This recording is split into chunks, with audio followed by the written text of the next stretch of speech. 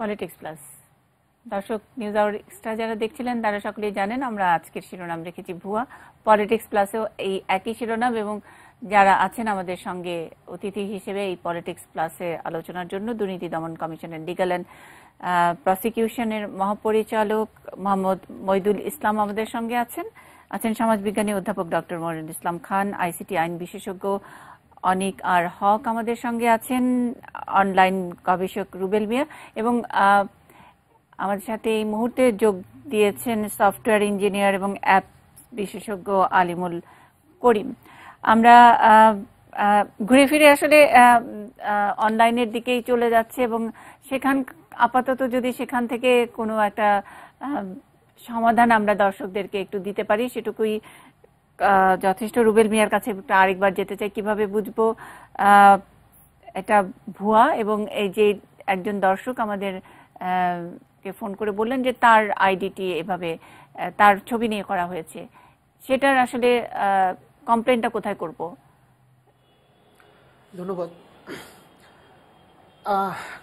খবরটা বা ইয়াটা ভুয়া, কন্টেন্টটা ভুয়া, এটা আমরা যদি প্রতিষ্ঠিত করতে চাই, কনফার্ম হইতে চাই, তাহলে আমাদের কিছু জিনিসের প্রতি খেয়াল রাখতে হবে।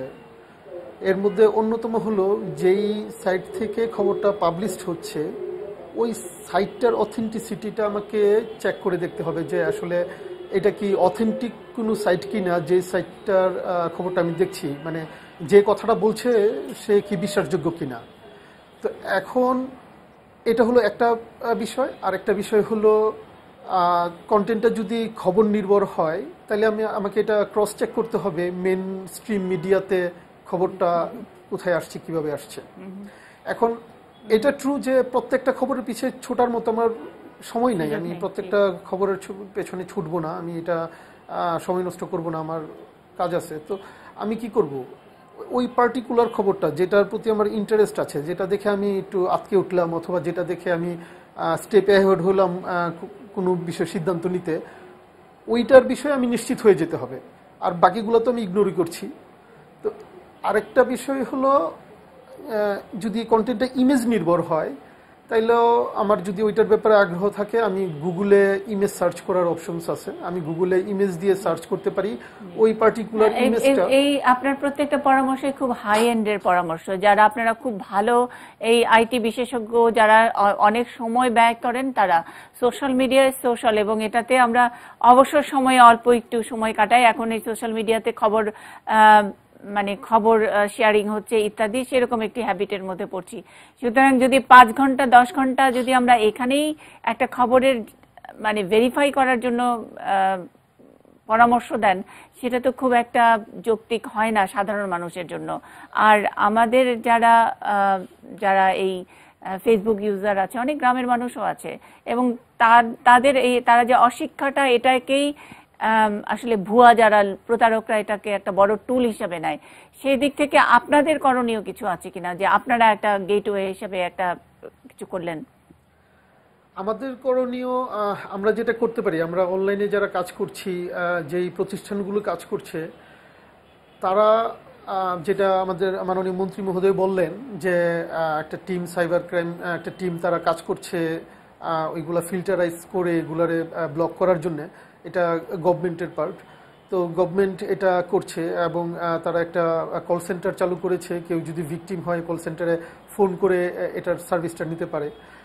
যিনি ফোন করেছিলেন যে তার একটা ভুয়া আইডি ক্রিয়েট করা হয়েছে এবং এটা নিয়ে উনি সোশ্যালি ডিপ্রেশনে আছেন, উনি হ্যারাসমেন্ট হচ্ছেন। তো এটার জন্য উনি যেটা করতে পারেন, ইনিশিয়ালি ওই আইডিটা বন্ধ করার জন্য উনি ফেসবুকে রিপোর্ট করতে পারেন, ওনার ফ্রেন্ডদেরকে দিয়ে রিকোয়েস্ট করে রিপোর্ট করে আইডিটা বন্ধ করে দিতে পারেন। অনেক সময় বিসাইডস দ্যাট উনি আইনি সহযোগিতা নিতে পারেন, থানায় একটা জিডি করে উনি গিভেন নাম্বার। অনেক ধন্যবাদ। আমি একটু আইনি সহযোগিতার কথা ব্যারিস্টার অনিকার হক জানতে চাই যে এই ক্ষেত্রে যে আইনি সহযোগিতার কথা যেটা বললেন, এটা থেকে খুব একটা লাভ হয়? ধরেন ফেসবুকের একটা ফেক আইডি করলো এবং 10 জন বন্ধুকে কমপ্লেন করতে বললো, সেটাতে ফেসবুক শুনলো না, আমাদের কি তাদের সঙ্গে কি কোনো এরকম জানাশোনা এগ্রিমেন্ট আছে কিনা যে আপনারা আইনি সহযোগিতা আইনি ব্যবস্থা নিচ্ছেন এবং সেই হিসেবে ফেসবুক কর্তৃপক্ষ সেটা শুনতে বাধ্য? কয়েকদিন আগে, গত বছর দুয়েক আগে বোধহয় ফেসবুকের সাথে আমাদের সরকার একটা যে এখানে একটা যে সার্ভারটা সেখানে যাতে ডাইরেক্ট আমরা কমপ্লেন দিতে পারি এন্ড করে, বাট বেসিক্যালি এটাতে খুব একটা হেল্প হয় না। কারণ হচ্ছে যতই আমরা রিপোর্ট করি না কেন, ওরা আনলেস দে আর অ্যাবসলিউটলি শিওর যে এটা পুরোই ফেক, তারা কোনো স্টেপ নিতে চায় না। স্পেসিফিক্যালি যিনি কমপ্লেন করেছিলেন এই ফোন করে, তার উনি একটা জিনিস এখানে বলেছেন যে ওনার ফটো ইউজ করেছে, ওনার নাম ইউজ করেছে, at the same time owner telephone use করেছে। এখন ইন্টারেস্টিং জিনিস যেটা, যে ফেসবুকে কিন্তু যদি টেলিফোন নাম্বারটা থাকে, উনি ওনার নাম্বারটাই যদি দেওয়া থাকে, উনি কিন্তু এই টেলিফোন নাম্বারটা ইউজ করে এই আইডিটাকে নিজেই ডিসেবল করে ফেলতে পারবেন। That's a very easy step for her to do. Probably উনি যেহেতু এটা জানেন না, সেই কারণে এটা করতে পারছেন না। উনি ওই আইডিতে যে ওনার ফোন নাম্বারটা থেকে যদি ওই কমপ্লেন দিয়ে বলেন যে this is the phone number, একটা ওই যে তখনই পাঠাবে অথেন্টিকেশন কোড, ওই অথেন্টিকেশন কোডটা না দিলে আর ওইটা দিয়ে কেউ লগ ইন করতে পারবে না। সো দ্যাট ইজ একটা ওয়ে ফর হার, উনি যাতে এটাকে করতে পারেন। অ্যাপার্ট ফ্রম দ্যাট, যেটা রুবেল সাহেব বললেন যে প্রয়োজন পড়লে উনি থানায় যে জিডি করতে পারেন, অথবা সাইবার ক্রাইম ইউনিট রয়েছে, সাইবার ক্রাইম ইউনিটের কাছে আসলে যদি এই সব কিছু দেখা যায়, তাহলে এখন হাজার হাজার কমপ্লেন থাকবে, কোটি কোটিও হয়ে যেতে পারে, অ্যাকচুয়ালি কোটি কোটি হওয়ার চান্স বেশি। তো এগুলোর ব্যাপারে আসলে ওইভাবে রেসপন্স করার মতন অবস্থা এখনো আমাদের নেই। মানে যেটা আসলে মাননীয় মন্ত্রী বলছিলেন যে লিটারেসির কথা, কিন্তু আমাদের কি ম্যান পাওয়ার আছে নাকি? যে মানে আমি বলছি কোটি কোটি, আমরা কি দিনে 10টা এই ধরনের সাইবার রিলেটেড কেসও কি খুব ভালোভাবে হ্যান্ডেল করি, এটা সলভ করি, সেরকম কি আছে নাকি? একদমই সেটি নেই আমাদের। এবং উনি যেটি বললেন, মাননীয় মন্ত্রী সাহেব যেটি বললেন যে কাজ করা হচ্ছে, অ্যাকচুয়ালি কাজ করা হচ্ছে, ঠিক এই কারণেই কিন্তু দুদকের কাছে পুরো সব ভুয়া জিনিসটি পাঠানো হয়েছিল। পরবর্তীতে দেখা গেল যে দুদকের ওই ম্যান পাওয়ার নেই যে প্রাইভেট পার্টিদের মধ্যে ভুয়া জিনিসটাকে ওনারা ডিল করতে পারবেন, সেই কারণে তখন ওখান থেকে ওটাকে আবার 2016-তে ফিরত নিয়ে আসা হলো। এখন ইন্টারেস্টিং জিনিস, আপনি একটা যেটা বলছেন অনলাইন নিউজ পোর্টাল নিয়ে, এই যে অদ্ভুত অদ্ভুত নামের বা ভুয়া নিউজ পোর্টাল গুলো দেখি, এটি নিয়ে 2017 সালে একটা জাতীয় অনলাইন গণমাধ্যম নীতিমালা তৈরি করা হয়েছে। এটার মধ্যে বলা হয়েছে যে একটা অনলাইন গণমাধ্যমের জন্য একটা কমিশন তৈরি করা হবে, সেখান থেকে তাদেরকে রেজিস্ট্রেশন নিতে হবে এন্ড অল দিস। সো এইটা এখন পর্যন্ত পলিসি পর্যায়ে রয়েছে, এটাকে এখন পর্যন্ত ইমপ্লিমেন্ট করা হচ্ছে না। হোয়াট আই বিলিভ, যে এটা যদি যে কমিশনটার কথা বলা হচ্ছে এবং নর্মাল যে পেপারগুলোর যে রেজিস্ট্রেশন বাতিলের বা রেজিস্ট্রেশন করার ক্ষমতাগুলো রয়েছে, সেগুলো যখন ওখানে চলে যাবে, তখন হয়তো এই ক্লিকবেইট এই জিনিসগুলোকে আস্তে আস্তে কমিয়ে নিয়ে আসা যাবে। এখন অদ্ভুত অদ্ভুত সব শিরোনাম দিয়ে শুরু করে যে একই করলেন ডট ডট ডট, একই করলেন মুন্নি সাহা, একই করলেন Munni Saha within bracket video সহ, রাইট? তো ওই জিনিসগুলোকে হয়তো তখন দেখা যাবে যে যদি ভুয়া হয় তাদের রেজিস্ট্রেশনটা বাতিল করে দেওয়া হচ্ছে। আচ্ছা, না কিন্তু আপনি কমিশনের কথা বললেন, এই অনলাইন গুলোকে এই কমিশন করে কি নিয়ন্ত্রণ করা যাবে? কারণ এটা তো বাইরের আইপি থেকে ব্যবহার করা, অনেক মানে বেশিরভাগ আমেরিকা মিডল ইস্ট থেকে অনেক আইপি ব্যবহার করে ওখানে অদ্ভুত নামের সব অনলাইন গুলো করা। আজকেই একটা বোধহয় জাতীয় পত্রিকাতে একটা নিউজ এসেছে যে 87টা না কতটা ভুয়া অনলাইন পোর্টালের সব নাম টাম সবকিছু দিয়ে, এবং দেখা গেছে যে বেশিরভাগই আসছে হয় মিডল ইস্ট, আমেরিকা, যেখান থেকে পোর্টালগুলো নেওয়া খুব সহজ। একটা যেটা এটা করতে পারা যাবে যদি এটা হয় যে যদি প্রমাণ হয় যে দিস ইজ এই পোর্টালটা কনস্ট্যান্টলি সবসময় ভুয়া খবরই দিয়ে যাচ্ছে, কোনো অথেন্টিসিটি নেই, নাথিং, তখন বিটিআরসির সহযোগিতা নিয়ে এই কমিশন হয়তো ওইটার যে অ্যাক্সেস পয়েন্টটা সেটাকে ব্লক করে দিতে পারবে, এরকম এটা that is possible very much. এবং এটা হচ্ছে অনেক জায়গাতেই করা হয়েছে, আমাদের দেশেও হয়তো হবে, বাট মানে দিল্লি দুরাস্ত মানে যতদিন না পর্যন্ত আমাদের ল তো সব বিষয়ে আছে। এবং হিউম্যান রিসোর্স ম্যান পাওয়ার, আমরা কয়জন ব্যারিস্টারকে আসলে চিনি যে যারা এই অনলাইন আইসিটি আইন নিয়ে এত কিছু জানেন? আমাদের হাতেও তো হাতে গোনা 2-1 আপনারা। লয়ার ইজ নট নেসেসারিলি, এখানে লয়ারের চেয়ে বেশি ইম্পর্টেন্ট যখন নাকি ক্রাইম হচ্ছে সেখানে আসলে আমাদের আইসিটি বিশেষ জানা আসলে লয়ারও তো দরকার, তা না হলে আপনি আসলে বিচারটাও পাবেন কোথায়? বিচার ঠিক মতন হবে না। এবং আমরা আসলে যেভাবে গ্রো করতে দিয়েছি, আমরা কি শিক্ষিত হয়ে গ্রো করতে দিয়েছি? লিটারেসির কথা এখন মন্ত্রী বলছেন, অনেক নানা জায়গা থেকে বলছেন। আমার প্রশ্নটা ছিল আনডু করব কিভাবে? এতটা আপনি 7 কোটি মানুষের হাতে আপনি এখন মোবাইল ফোন, এবং প্রায় 3 কোটি মানুষ এখন অনলাইনে থাকে, প্রায় ইন্টারনেট ব্যবহার করে। সত্যি কথা বলতে এখানে আনডু করার কোনো উপায় নেই। There is no command as such যে আমি দিলাম, টিপ দিলাম যে আনডু হয়ে যাবে। The best way to go for it, যত তাড়াতাড়ি সম্ভব ডিজিটাল লিটারেসিটাকে বাড়ানো, যে সচেতনতা, যেটা আপনি জিজ্ঞেস করছিলেন যে এটা ভুয়া না ঠিক আমি কিভাবে বুঝবো, এখানে দুটো সাইকোলজি কাজ করে। একটা হচ্ছে যে I want it to be true, আমি যেটা পড়ছি এটাকে আমি সত্য বিশ্বাস করেই পড়ছি। আরেকটা হচ্ছে আমি উইথ আ স্কেপটিক মাইন্ড, যে না এটাতে একটা অথেন্টিসিটির ব্যাপার আমার কোয়েশ্চেন থেকে যাচ্ছে। যতক্ষণ না পর্যন্ত আমরা নিজেরা ব্যক্তিগত পর্যায়ে যে এটা সচেতনটা হতে পারবো, নো ম্যাটার হোয়াট, কেউ এটাকে আমরা মানে এইসব অনলাইনে আবারও সেই শিক্ষা ব্যবস্থা, আবারও সেই আন্ডু করার কোনো উপায় নেই। পক্ষ থেকে শেখা পর্যন্ত স্কুল কলেজ ইউনিভার্সিটিতে আমাদের যে ওরিয়েন্টেশন, সেই ওরিয়েন্টেশন যদি আমাদেরকে শিক্ষা দেয় যে আমরা মিথ্যাটা বিশ্বাস করব না, অপপ্রচার বিশ্বাস করার জন্য হা হয়ে টিভি খুলে বসে থাকবো না, তাইলেই বোধহয় এটার থেকে সমাধান। আরেকটা যেটা হচ্ছে যে বেসিক্যালি যে গ্রিড, যেটা মানুষের মধ্যে সবসময় একটা লোভী জিনিস কাজ করে, সে কারণে ওই ফিনান্সিয়াল ট্র্যাপ গুলোতে পড়ে। প্লাস এটা একটা প্রপারলি হিউম্যান সাইকোলজি, যে আমি ভালো জিনিসটা চাইতে খারাপ জিনিসটা পড়তে বেশি পছন্দ করব, মুখরোচক বা that is more interesting news. আজকে যদি পেপারে দুই একটা স্পেসিফিক মোর বাংলাদেশি ক্যারেক্টারিস্টিক্স কিছু বলবেন কিনা, মানে আপনি হিউম্যান সাইকোলজি বলে এটাকে অতটা ওয়াইড করা বোধহয় যাবে না। আমি বাংলাদেশ আমাদের নিজেদের কথাই বলছি, যে আমাদের অভ্যাসটাই হচ্ছে, এখন আপনি যদি আজকে মনে করেন পেপারের মধ্যে একটা নিউজ আসলো যে সব ভালো খবর, সেই পেপারের নিউজটা কিন্তু চলবে না, বরং সেখানে যদি আমি দিই যে অ্যাকচুয়ালি এখানে এই একটা খারাপ ঘটনা ঘটে গেছে, লোকজন ওইটার দিকেই বেশি করবে যে কেন ওই খারাপটা ঘটলো। তো বেসিক্যালি ইট ইজ আমাদের সাইকোলজির মধ্যে ঢুকে আছে যে আমরা খারাপ জিনিসটাকে খুব তাড়াতাড়ি বিশ্বাস করে ফেলি। এবং আরেকটা যেটা আছে, খারাপ মানে আসলে ভুয়াদেরই, আসলে ওই খারাপ ভুয়া, আই মিনিং দ্যাট। আরেকটা যেটা আছে যে আমরা খুব ইজিলি একটা অ্যাজাম্পশনে পৌঁছে যাই, এবং আমাদের অবস্থা দাঁড়িয়ে যায় যে he is guilty until proven innocent. মানে কারণ আমি একটা খারাপ কথা বললে বা কোনো ভুয়া কথা ছড়লে তাকে প্রমাণ করতে হবে ভুয়া ভালোবাসি, তাই তো এই কথাটাকে ভুয়া ভালোবাসি না, ওটাকে বিশ্বাস করতে পছন্দ করি। উই বিলিভ ইট মোর। আপনি ভালো না বাসলে বিশ্বাস করবেন কিভাবে? That is one way of saying ইট। আলিমুল করিম আছেন আমাদের সঙ্গে, সফটওয়্যার ইঞ্জিনিয়ার এবং অ্যাপ বিশেষজ্ঞ। এখানে কি কোনো গেম টেম করা যায় কিনা, মানে আলিমুল করিম কি বলবেন আমাদেরকে? আমরা তো একটা অকুল দরিয়ার মধ্যে কুল হারিয়ে বসে আছি। আমরা বলছি লিটারেসি, ইন্টারনেট লিটারেসি ইত্যাদি নানান কিছু, সেটা বোধহয় আরো 30 বছর মেয়াদী পরিকল্পনা সেখানে যাবে। এখন আপনারা অ্যাডহক কিছু আছে কিনা, ধরেন ডিজিটাল পুলিশিং, অথবা আপনাদের কোনো একটা কোনো গেটওয়ে আমরা যেখানে নাকি সহজে বলে দিতে মানে যেতে পারবো যে আলিম ভাই আপনি একটু দেখে দেন যে এটা ভুয়া নাকি ঠিক। ধন্যবাদ। আমি যেটা বলবো, এবং প্রথমেই যেটা বলে শুরু করতে চাই, সেটা হচ্ছে প্রমথ চৌধুরী স্যারের একটা খুব চমৎকার উক্তি। সেটা হচ্ছে, আমি শিক্ষিত মানেই বুঝি স্বশিক্ষিত।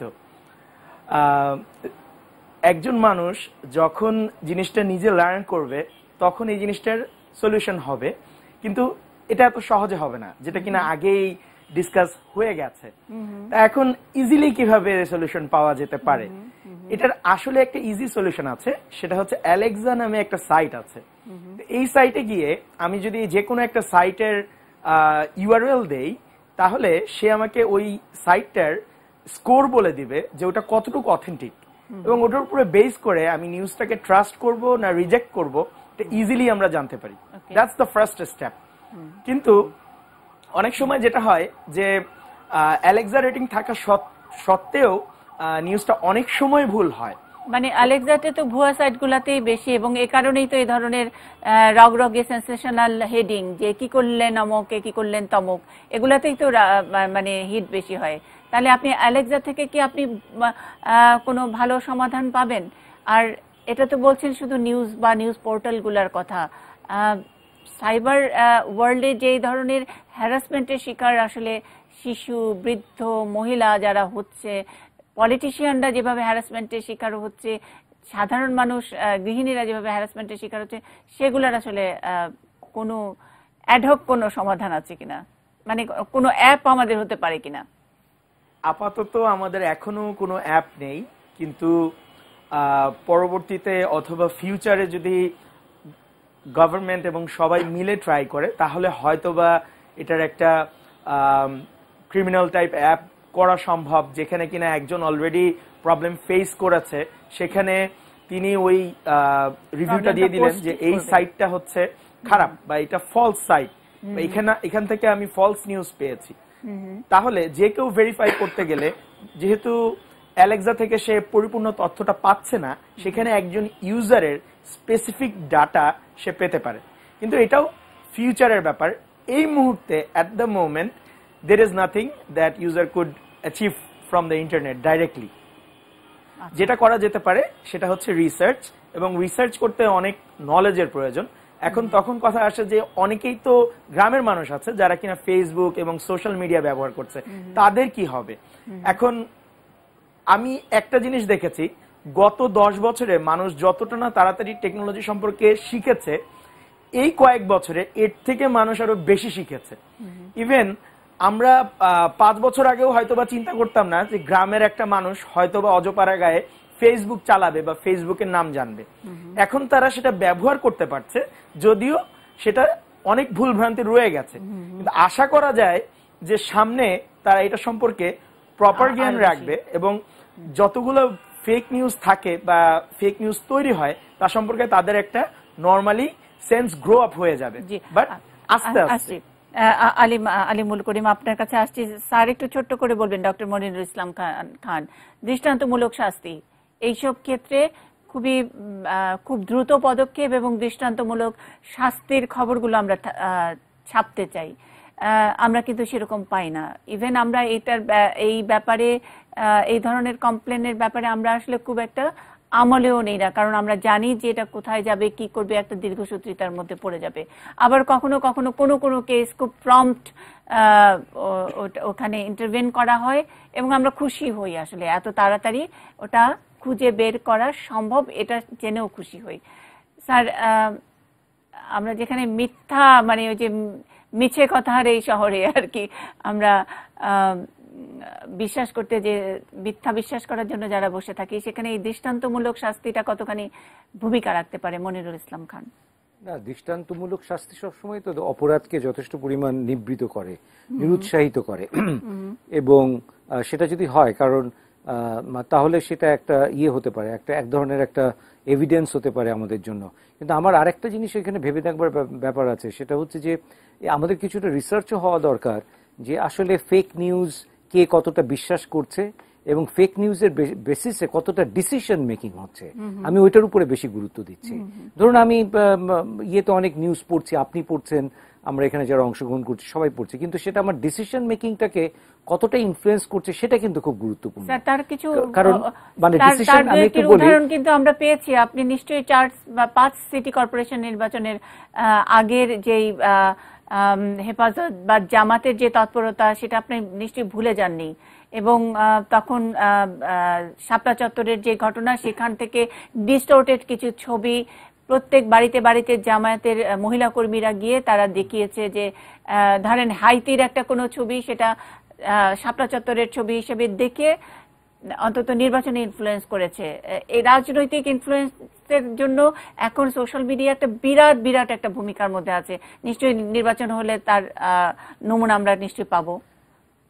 মজাটা হচ্ছে কি যে এই নিউজ মানে এই ধরনের ইন্টারনেটে যখন এই ধরনের ফেক নিউজগুলো আসে, ফেক নিউজের কাউন্টার নিউজটা কিন্তু কিংবা অ্যাকচুয়াল নিউজটা কিন্তু খুব দ্রুত কিন্তু চলে আসে। যেমন আমরা দেখেছি যে ব্লু ওয়েল নিয়ে বিটিআরসি কে চিট করে যে ইয়েটা দেওয়া হয়েছিল, আমরা 1 থেকে 2 দিনের মধ্যে আমরা জেনে গেলাম যে না, এটা কারেক্ট না।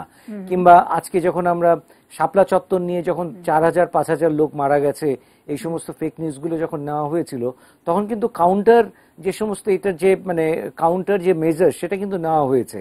সুতরাং এইটা হতেই থাকবে, এইটাকে যে আমরা অ্যাবসলিউটলি বন্ধ করতে পারবো তা না, এবং আইন দিয়ে এটাকে বন্ধ করা যেতে পারে ইত্যাদি, সেটার কোনো সেটার ব্যাপারে কোনো আমাদের ডিসপিউট নাই। কিংবা সেটাকে আমরা এই যে বিভ্রান্তিকর খবরের জন্য যে ক্ষতিটা হলো, সোশ্যাল যে লস যেটা হলো, ধরেন আমরা বলছি যে ব্লু হোয়েলের কারণে বা এই অপপ্রচারের কারণে যদি একটি কলেজ ছাত্রীরও যদি সত্যি সত্যি ব্লু ওয়েলের কারণে মৃত্যু হতো, তাহলে সেটা তো আমরা আসলে ফেরত পেতাম না। অবশ্যই সেটা তো পেতাম না, কিন্তু এখানেও মনে রাখতে হবে যে যারা কিনা এই ফেক নিউজ গুলো দিচ্ছে তাদেরও কিন্তু একটা গুডউইলের ব্যাপার আছে, এবং তাদেরও কিন্তু গুডউইলটা আস্তে আস্তে নষ্ট হয়ে যায়।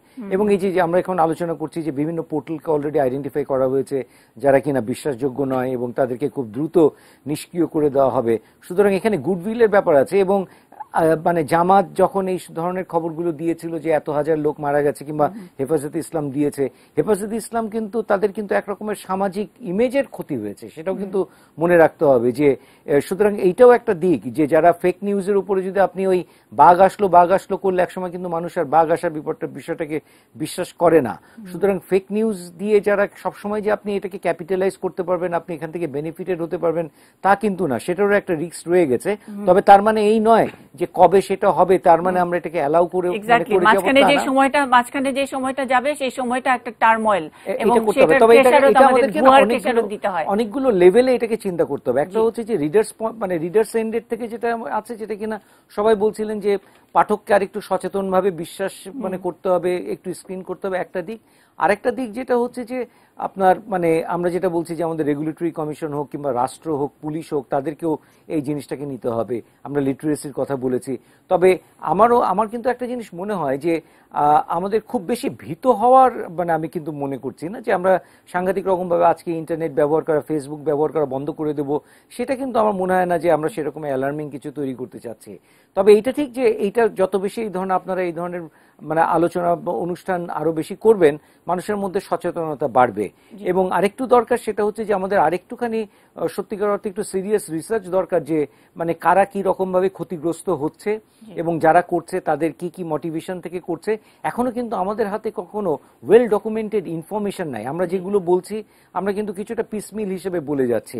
এখনো সিরিয়াস সরকার এখনো পর্যন্ত সিরিয়াস কোন এই ধরনের স্যার আমরা আলোচনাটি চালাবো, আমরা একটা বিরতিতে যাব, কিন্তু অনেক সময় ভুয়া শব্দটি যতটা হালকা করে বলি এবং এটার আসলে বিচার বা শাস্তি বা এটার ব্যাপারে কোনো ব্যবস্থা নেওয়াটা অনেকটাই হালকাভাবে নেওয়া হয়।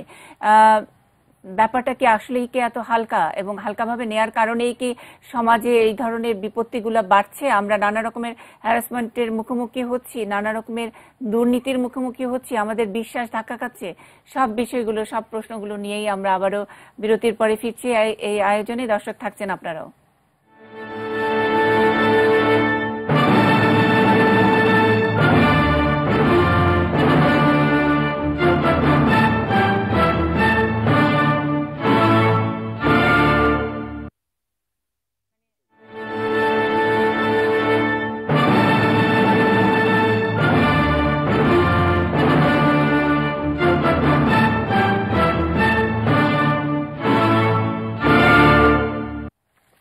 পলিটিক্স প্লাস ভুয়া আমাদের আজকের শিরোনাম। সঙ্গে আছেন দুর্নীতি দমন কমিশনের লিগ্যাল অ্যান্ড প্রসিকিউশনের মহাপরিচালক মোহাম্মদ মইদুল ইসলাম। আমরা সমাজবিজ্ঞানী অধ্যাপক ডক্টর মনিরুল ইসলাম খান, তাকে পেয়েছি, তার কথা শুনছিলাম। সঙ্গে আছেন আইসিটি আইন বিশেষজ্ঞ ব্যারিস্টার অনিক আর হক, দুজন অনলাইন গবেষক রুবেল মিয়া আছেন এবং আছেন আলিমুল করিম। আমরা তাদের কাছ থেকেও নানান পরামর্শ পেয়েছি। স্যার, একটু আমি মোহাম্মদ মইদুল ইসলাম একটু আপনার কাছে জানতে চাই, দুর্নীতি দমন কমিশনের একটা এখতিয়ারের কথা আপনি বলেছেন, আমরা আইনগত জায়গায় আর যদি না যাই, যেটা বলছিলাম যে এনি প্রতারণা, যে কোনো প্রতারণা, এবং এই প্রতারণার বিষয়টাকে খুব একটা ছোট্ট হালকা শব্দ ভুয়া বলে অনেক সময় উড়িয়ে দেই, তাচ্ছিল্য করি, তারপরে সেটা থেকে আরেকটু মাল্টিপ্লাই হয় এবং যারা প্রতারণা করে তারা এটা পার পেয়ে যায় এবং আরো অনেক বেশি সাহস পেয়ে যায় কিনা সামাজিক ইম্প্যাক্টটা বিচারহীনতার কারণে। জি জি, আসলে আপনি ঠিকই বলেছেন এটা, যে এই ভুয়া জিনিসটাকে একটু খেলোভাবে একটু হালকা করে দেখা হয়, যেন এটা কিছুই করা হয়নি আর কি, ঠিক আছে, হেসে উড়িয়ে দিলাম। দেখবেন যে এই ধরনের প্রকৃত প্রতারণার ঘটনার মামলার সংখ্যাও খুব হাতে গোনা পাওয়া যাবে আর কি, এবং এইটার সাজার দিকে দেখতে গেলে আরোই কমে আসবে। এইটা এই অবস্থার কারণেই হয়তো বা যারা দুর্বৃত্ত তারা বেশি উৎসাহিত হয়ে যাচ্ছে যে ঠিক আছে, তাদের অপরাধের তো কোনো লাগাম নেই, এটার তো কোনো এটা তো কোথাও রেজিস্টার করা যাবে না। সামাজিক ভাবেও একবার দুইবার হয়তো তাকে ভুয়া বলবে, তারপরে আবার মানে সদর্পে এসে আবার হাজির হবে। মানে এটা একটা পয়েন্ট অফ স্মার্টনেস মনে করে যারা ভুয়া মানে ভুয়া কাজটি করে যারা নাকি পার পেয়ে যায়, তারা এটাকে তাদের স্মার্টনেস মনে করে কিনা। সেই হ্যাঁ অবশ্যই সেইটি তাদের একটা ক্রেডিট মনে করে। তো সেই জন্য আমাদের যারা আইন প্রয়োগকারী সংস্থা, বিশেষত এই ক্ষেত্রে পুলিশের ভূমিকায় যেটি সাইবার ইয়েতে যেটা হচ্ছে ক্রাইম প্রতারণা, সেটাও পুলিশেরই। আবার এমনি পেনাল কোডের যে প্রতারণাগুলো হয় সেগুলোও পুলিশেরই। তো সুতরাং পুলিশকে একটু বেশি সক্রিয় হওয়ার প্রয়োজন। অনেক তো মানে বেশিরভাগ 99% পুলিশ পর্যন্ত যায় না। আমাদের ব্যবস্থাটাই তো সেরকম ভাবে করা আছে যে ক্ষেত্রে পুলিশের উপরেই দায়িত্বটা বেশি আছে। পুলিশের সেই সক্ষমতা অর্জন করার দরকার আছে এবং সেইভাবে এখন যেহেতু সাইবারের জিনিসটা আসছে, সেইভাবে বিচারকদেরও প্রশিক্ষিত হওয়ার বিষয় আছে, আইনজীবীদেরও প্রশিক্ষিত হওয়ার বিষয় আছে এবং যারা ইউজার, যারা সাধারণ জনগণ, তাদেরও প্রশিক্ষিত হওয়ার দরকার আছে, তারাও যাতে করে সচেতন হতে পারেন। এবং আরেকটি বিষয় আছে যেটি হচ্ছে যে অর্থনৈতিকভাবে যে লোকসান হয়ে যায় সেই প্রতারণা, সেখানে লোভের ব্যাপারটা একটু থাকে। প্রতারকের লোভ থাকে, যিনি প্রতারিত হচ্ছেন তারও একটু লোভের ব্যাপার থাকে আর কি।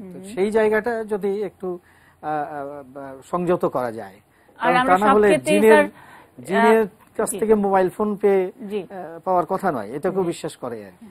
তো সুতরাং আমাদের লোভটাকে একটু সংবরণ করতে হবে।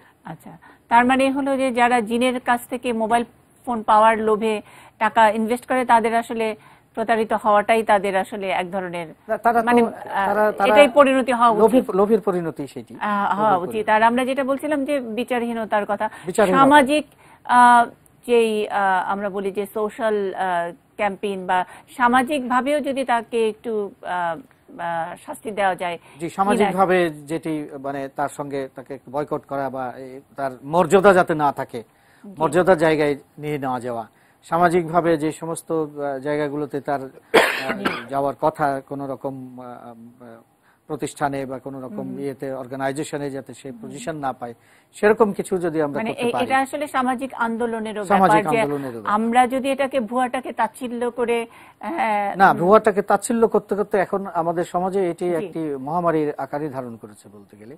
সুতরাং আমাদেরও সচেতন হওয়ার বিষয় আছে। তার মানে এই তাচ্ছিল্যের কারণে আমরা অনেক বেশি ভুক্তভোগী হচ্ছি। একেবারে শেষ মন্তব্য খুব ছোট্ট করে আলিমুল করিম এক লাইনে শুনতে চাই, রুবেল মিয়াও এক লাইনে বলবেন, তারপরে আমি অনিকার খানের কাছে শেষ জায়গায় যাব। আলিমুল করিম, পরামর্শ আছে কিনা কোনো? এখন একটাই পরামর্শ, সেটা হচ্ছে সরকার এবং আইটিতে যারা কাজ করে তারা এবং আইটি যে কোম্পানিগুলো আছে যদি একসাথে মিলিত হয়ে কাজ করে, সেক্ষেত্রে একটা ফিউচার অ্যাপ যেটা কিনা আমরা শীঘ্রই তৈরি করতে পারি, যেটা কিনা মানুষকে খুবই তাড়াতাড়ি সচেতন করে তুলবে। তাদের লার্নিং কার্ভ যদি 2 থেকে 3 বছরের থাকে, সেটাকে কমিয়ে হয়তোবা 1 থেকে 2 মাসের মধ্যে নিয়ে আসবে। মানে ডাউট আর কি, যে আমি মনে করছি ভুয়া, এবং সেটা আমি আপনার অ্যাপটাকে আমি ওটাকে মানে রেজিস্টার করলাম বা সেখানে আমি ওখানে পোস্টিং দিলাম এবং ওটার নাম ভুয়া হলেও কোনো সমস্যা নাই। রুবেল মিয়া শেষ এক লাইন। এর জন্য আমাদের এই মুহূর্তে যেটা করণীয় সেটা হলো আমাদের মাননীয় মন্ত্রী মহোদয় যেটা বলছে যে আমাদের আমাদের লিটারেসি, তো লিটারেসিটা ডেভেলপ করার জন্য আমাদের যে প্ল্যাটফর্মটা দরকার, এই প্ল্যাটফর্মটা এই মুহূর্তে নাই, এটা আমাদের ডেভেলপ করতে হবে as soon as possible. And right now সেই সুনটা মানে কতদিন মানে ডেভেলপ করতে গেলে যে মাঝখানে সময়টা আমি যদি 5 দিন সময় নেই তাইলে আমার 5 দিন সাফার করতে হবে, যদি 7 দিন সময় নেই আমার 7 দিন সাফার করতে হবে। কিন্তু আইডিয়ালি নিশ্চয়ই 5 আর 7 দিনের ব্যাপার নয় এটা, তাই না? ডেফিনেটলি না। So as soon as possible means আমি যত তাড়াতাড়ি এটা করতে পারবো তত তাড়াতাড়ি এটা সুফল পাবো। জি। আরেকটা হলো কারেন্ট রাইট নাও আমাদের একটা ইনফ্রাস্ট্রাকচার ডেভেলপ করতে হবে, যে ইনফ্রাস্ট্রাকচারের মাধ্যমে আমাদের বিটিআরসির কাছে আমরা রিপোর্ট করতে পারি, যারা মানে সবাই তো আমরা লিটারেট না, যারা লিটারেট তারা যাতে অ্যাটলিস্ট বিটিআরসির কাছে রিপোর্ট করতে পারি যে এটা প্রোপাগান্ডা ছড়াচ্ছে এবং বিটিআরসি যেন এটা ব্লক করার জন্য ইনিশিয়েটিভ নিতে পারে, ওরকম একটা ইনফ্রাস্ট্রাকচার আমরা চাইলে দাঁড় করাতে পারি। জি জি, অনেক ধন্যবাদ ব্যারিস্টার অনিক আর হক। মানে সবই আমরা আইসিটি বিষয়ক বলছি। ডক্টর মনিরুল ইসলাম খান বোধহয় একটু অন্য জায়গায় শেষ মন্তব্যটি করবেন, আমি আপনার কাছে একটু জানতে চাচ্ছি। অ্যাকচুয়ালি যে একটা খুব ভাইরাল ফটো আছে যে মহাত্মা গান্ধীর ছবি দিয়ে বলা হয় যে don't believe everything you see in the internet, এটা অ্যাপারেন্টলি ওনার কোট করা হয়। তো ওটাতেই বোঝা যাচ্ছে যে দ্যাট ইজ বেসিক্যালি মেন্ট একটা সার্কাস্টিক ওয়েতে করা হয়েছে। So don't believe everything that you see in the internet. You have to have that skeptic part of your mind working. যাই ইন্টারনেটে দেখলাম আর বিশ্বাস করে ফেললাম, নো ওয়ে। এটা যতদিন না পর্যন্ত আমাদের সবার কাছে বুঝাতে পারবো ততদিন পর্যন্ত ওই অশিক্ষিত থাকবো, সশিক্ষিত হতে পারবো। যতদিন পর্যন্ত না বুঝাতে পারবো আসলে বিড়ালের গলায় ঘন্টাটা কে বাজছে, এটা আমাদের সবাইকে কোনো অথরিটি আছে কিনা এখন পর্যন্ত কোনো অথরিটি নেই। But basically thanks to you, আজকে যদি এইখান থেকে শুরু করে অন্য সবাই যারা দেখছেন, if they start believing it, then এখান থেকে শুরু হবে। Let there be a wildfire like this, যে একজনের থেকে আরেকজনের ডোমিনো এফেক্টে যদি বিশ্বাস করা শুরু হয়, ওয়াই নট। যে নিশ্চয়ই আমরা ভালো কিছুর জন্য আমরা আমাদের ফিঙ্গার ক্রস করি, নিশ্চয়ই ভালো কিছু হবে। আমরা তো এই ভার্চুয়াল জায়গায় পুরো আলোচনাটা রাখলাম, কিন্তু তারপরেও প্রতারণার অনেক ঘটনা আমরা জানি। যেমন রাষ্ট্রপতি নিজে এই তার নাম ভাঙিয়ে প্রতারণা করার ব্যাপারে সতর্ক করে দেওয়া হয়েছে রাষ্ট্রপতির কার্যালয় থেকে। প্রধানমন্ত্রীর ব্যাপারেও অনেক, আমরা সকল মন্ত্রী বড় ছোট যারা সামান্যতম কিছু একটা করতে পারেন বলে ধারণা করেন তাদের নাম ভাঙানো হচ্ছে। সেই জায়গায় আমরা স্যার এক লাইন কিছু কোনো পরামর্শ দেবেন কিনা? আমার কাছে মনে হয় যে এই ক্ষেত্রে একটুখানি আমাদের সিলেক্টিভ ওয়েতে আগানো উচিত। সেটা হচ্ছে যে যেমন ধরুন আমরা বললাম শাপলা চত্বর নিয়ে যে ফ্রডুলেন্সটা হয়েছিল, এই ধরনের ফ্রডুলেন্স গুলো যেটা হচ্ছে যেটা কিনা পলিটিক্যালি খুব সেন্সিটিভ, আমি মনে করি সেগুলোর উপরে এই মুহূর্তে সবচেয়ে বেশি গুরুত্ব দেওয়া উচিত। যে পলিটিক্যালি যেমন আমাদের জাস্টিস মানে আমাদের চিফ জাস্টিসকে নিয়ে যেটা হচ্ছিল, আমি খুব বেশি কনসার্ন পলিটিক্যাল ফ্রডুলেন্স গুলো নিয়ে, অর্থাৎ ইন্টারনেটের মাধ্যমে যে সমস্ত রাজনৈতিকভাবে রাজনীতিকে ক্ষতিগ্রস্ত করে যে সমস্ত তথ্যগুলো, সেগুলোর ব্যাপারে আমি সবচেয়ে বেশি অগ্রাধিকার দেওয়া। পলিটিক্যালি এখন কিন্তু এটাই সবচেয়ে বড় টুল, মানে এখানে সোশ্যাল মিডিয়া বা ইন্টারনেট ইত্যাদি ব্যবহার করে রাজনীতিকে ক্ষতিগ্রস্ত করার জন্য একটি একেবারে খুবই অল আউট স্থায়ী ক্ষতি হয়ে যায়। স্থায়ী ক্ষতি অবশ্যই হচ্ছে এবং অল আউট প্রিপারেশন নিয়েই একটি গ্রুপ কাজ করছে এবং সেটার ব্যাপারে আমরা খুব বেশি যে জ্ঞাত আছি তা নয়। অন্তত আমাদের রাজনীতিবিদ যারা আছেন তারা এখনো সেই সেকেলে পুরনো মাঠের বক্তৃতার মধ্যে আছেন, কিন্তু রাজনীতির যে কনস্পিরেসি সেটা অনেক দূর চলে গেছে। ভুয়ারা অনেক বেশি সক্রিয়, সুতরাং এই সক্রিয়দেরকে একটু নিষ্ক্রিয় করার জন্য সকলেরই বোধহয় সচেতনতা দরকার রয়েছে, একেবারে ঠিক সচেতনতা, ভুয়া নয়। অনেক ভালো থাকবেন।